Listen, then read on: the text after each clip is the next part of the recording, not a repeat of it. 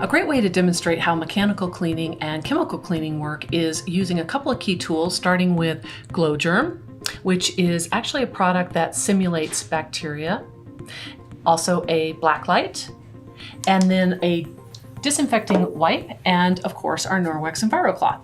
So these disinfecting wipes work well when the directions for using them are followed. And if you look at the back of a container, you'll see, depending on if you're wanting to sanitize or disinfect, you need to wipe the surface.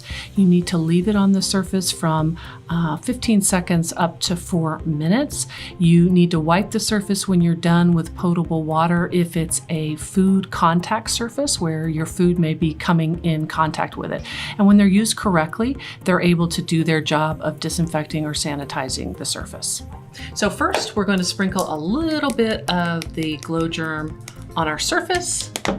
Just turn off the lights so you can see it much better. And then I'm going to just kind of rub this around as you might rub your wipe on a surface to clean it.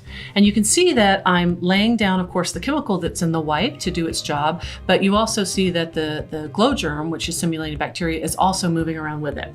So if you look at that compared to how our Norwex EnviroCloth works, which is mechanically picking up what's on the surface, as I'm doing here with our Norwex cloth, it is picking up everything off of that surface and cleaning up 99% of that bacteria from the surface when it's used properly.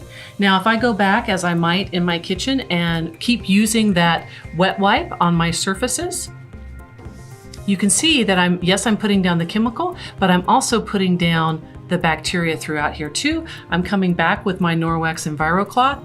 I am just picking it up just like that and picking it up physically.